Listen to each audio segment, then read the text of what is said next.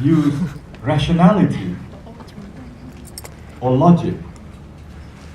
أنا خير منه خلقتني من نار وخلقته من طين. I am better than him. You created me of fire. You created him of clay. So from the Iblisic logic, fire is of higher status than clay, which is not necessarily true. But Iblis saw it that way. But that was the use of logic independent of divine revelation. And this is the beginning of the fall of man and the fall of the modern man and modern civilization. Because what we see today is the use of the human mind without the guidance of divine revelation. And so you see all the crises in the economy, in politics, in education, in culture, in entertainment, in media, in the family, and so on and so forth. And so that it is more imperative that we implement this Islamization of human knowledge in all the four branches of knowledge. All right, the broad meaning of the concept. And then some connotations, we'll skip that. Skip the connotations, we go to the meaning and connotations of, this is my attempt to define IOHK. Not IOK, but IOHK. Right? Because knowledge as such is sacred. Human knowledge is not necessarily sacred. Human knowledge is the result of human thought, which may or may not be in line with divine revelation. And that which is not in line with divine revelation is our target. Those which are in line with divine revelation, those which are in harmony with divine revelation, those which do not contradict divine revelation, they are not a problem. And that may be so in medicine, in pharmacy, in engineering, in hard sciences. But wherever there is something which is contrary to the Aqidah or the Sharia or the Akhlaq of Islam, then we have to do something about it. First, recognize it, and then try to change it, transform it, or purify it, depending on the nature of the problem before us. All right, the definition that I have here is the following. IOHK is an alternative intellectual paradigm for pursuing, and I detail all that, pursuing, teaching, developing, organizing, disseminating, utilizing, critiquing, and evaluating contemporary human knowledge, not divine knowledge, as contrasted with divinely revealed knowledge, which is being taught in the revealed knowledge, Kuliyyah. But for revealed knowledge, there is another set of approach. Not Islamization, but Islah, Tajdid, Ihya, Al-Bina Al-Jadid, Taghyir, and so on. And all this I put together and give it an English name that is relevantization.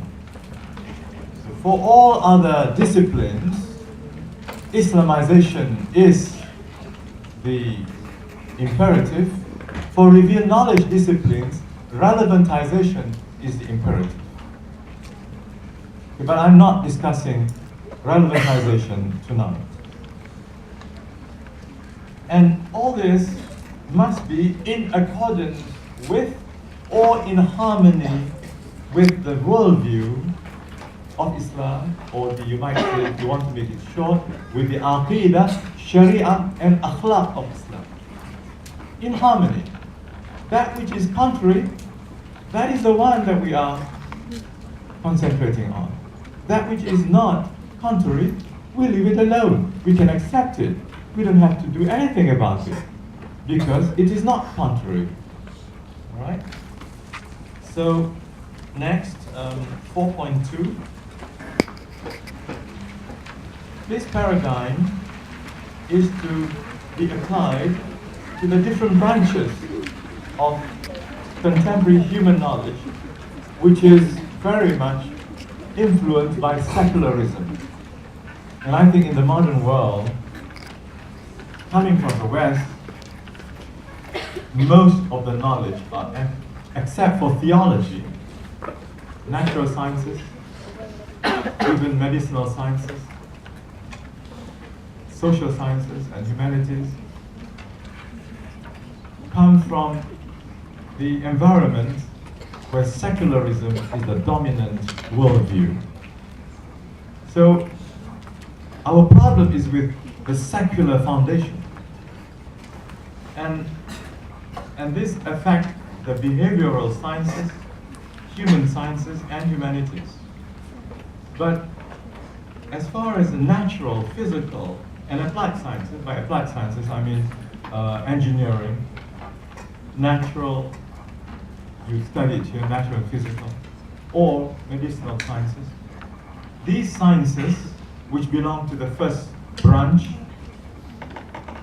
are also to be subjected to Islamization. But the focus of Islamization is not so much to the factual content or the technical content or the technological content of the discipline, but to the philosophical foundations of the discipline. Because the philosophical foundations are contrary to Tawheed, the concept of man in modern medicine. The concept of nature in natural science. The concept of the universe in the natural sciences. Nothing to do with God. Nothing at all to do with God. And that's a great injustice against Allah, a great zulm against Allah, which we have been teaching in and out without realizing that we are also indirectly guilty of spreading this zulm against Allah subhanahu wa ta'ala. You study the whole universe and you wonder at its mysteries and you use all the laws of nature and exploit all the resources without even being grateful to Him. And you cannot be grateful to Him because you don't recognize Him in the first place. So the whole of natural resources just came about somehow by accident of nature. So nature is the one that brought all this into being, including human beings. And that is a great injustice against Allah subhanahu wa ta'ala, against the truth. And that belongs to the philosophical foundations, not in the factual content of medicine or pharmacy or dentistry. We have no problems with dentistry unless you take the wrong tooth. The problem is, how do you define man? Is he a product of nature or is he God's creature? And that's very fundamental. Problem is, you go into maybe dentistry without discussing the philosophical underpinnings of the discipline. And so we have to explore the philosophical underpinnings and see what are those things which contradict the aqidah, the sharia, and the akhlaq of Islam. In engineering, we have no problem with you working on the best machines to solve all kinds of problems in the physical world. Our problem is, what are you going to use this for? Good or bad? Where do you get the funding and all that? And what is your philosophy about matter, about energy? is energy. Of course, we have been learning this. Matter cannot be created, cannot be destroyed, which is a great untruth. But we have been teaching this.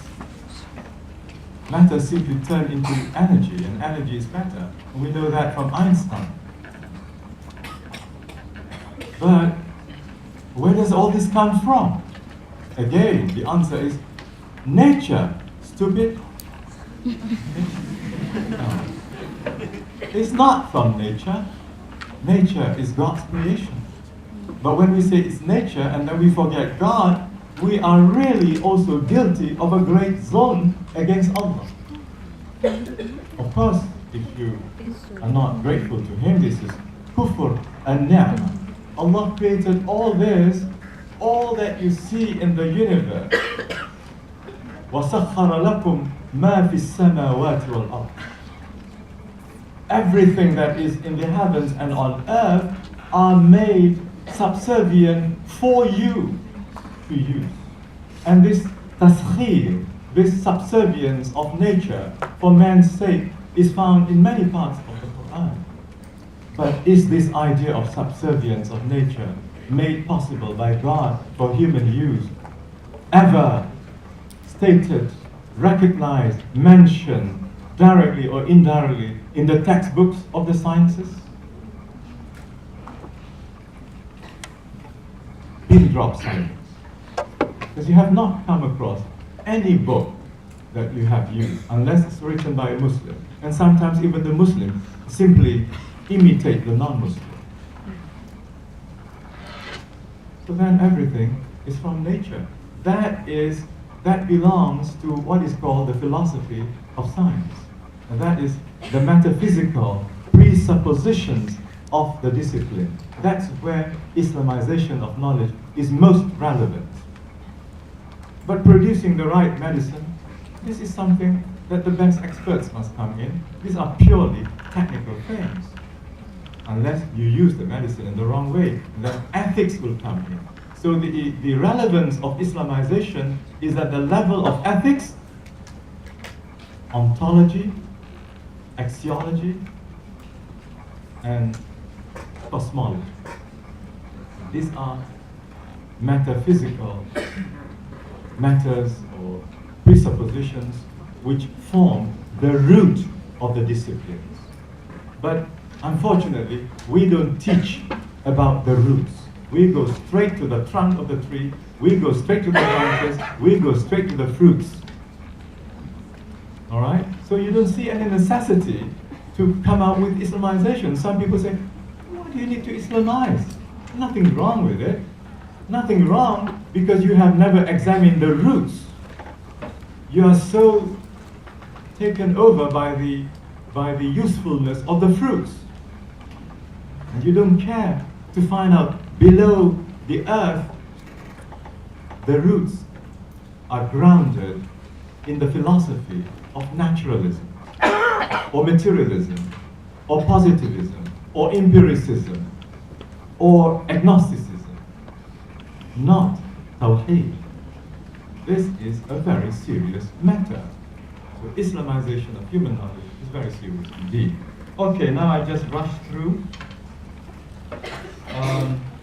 all the other what, because I want to end by 10 o'clock, obeying the command of the chairperson, the MC, unless you revise your,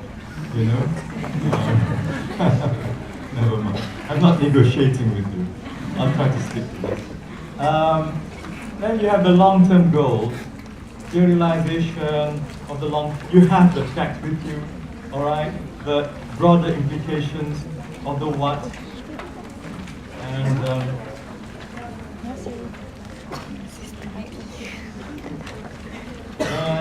what IOHK is not. You have now what it is, and now what it is not. It is not a condemnation or rejection of all Western knowledge or existing knowledge. Not at all. I said earlier, we're concerned about those things which contradict the Aqidah, which contradict the Sharia and the Akhlaq of Islam. Things which don't contradict Don't touch that. Why change when it is acceptable? All right?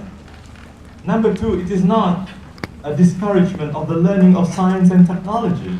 No, not at all. We need to have more scientists and technologists in the world, but not based on the philosophy of secularism or naturalism or humanism or positivism or empiricism, but on the philosophy of Tawheed, where man is a servant and Khalifa of Allah subhanahu wa ta'ala, and he is a steward, the one who holds.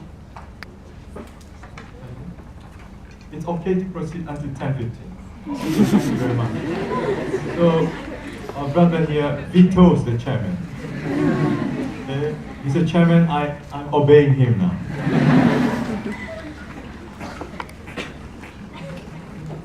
Alhamdulillah, another 15 minutes. Can I have more water, please?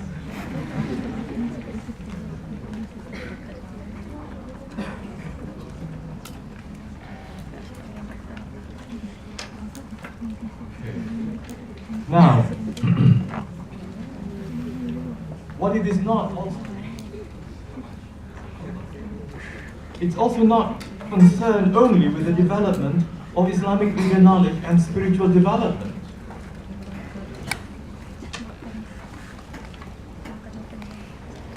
And Islamization of knowledge does not mean that we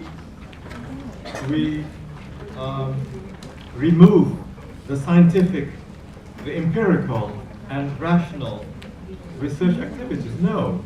In fact, in the field of research, there's so much we can learn from Western advancement in research. They are far, far ahead of the Muslim world in the field of scientific and technological research. So we have to learn from them. But what is the research for? That is ethics. To dominate other people, to advance your own nationalistic hegemony over the rest, to control the Muslim world, to make the Muslim world subservient to them. This is the area of ethics. The research per se, the research methods per se are very, very important indeed, particularly when we talk about statistics or statistical analysis, which is very, very sophisticated, very profound, and Muslims have to use those techniques in their research methods. And now the why. Why? Why do we have to do all this? It's already partly answered in the commandment of Allah, Iqra bismi rabbika alladhi khalaq. In the fact that we are servants of Allah. In the fact that our aql is produced by Allah subhanahu wa ta'ala. And therefore what knowledge the aql produce must be congruent, must be in harmony with, and must not be against the aqidah, the sharia, and the akhlaq of Islam. But look at the social sciences, economics, law, politics, psychology, anthropology, and so on. Many of the theories, the schools of thought, go against the aqidah, the sharia, and the akhlaq of Islam. In the humanities, look at the literature, look at the drama, look at the art, look at the music, look at all these things. They go against the akhlaq of Islam. So we need to do the Islamization in those areas. So we are also believers of Allah subhanahu wa ta'ala. Believers in Allah will look at nature differently from those who do not believe in Allah subhanahu wa ta'ala. They may be the Russians, they may be the Chinese, they may be the Americans, they may be the Europeans, they may be the Australians, they may be the Canadians, but they all look at nature from the naturalistic perspective, not from the Tawhidic perspective. But we as believers must look at all these realities from the Tawhidic perspective. And number 5, we are supposed to be, you are supposed to be, the budding scholars of the Ummah. And the others who are here in front, these are the scholars of the Ummah. And scholars in Arabic, in Islam, are called ulama.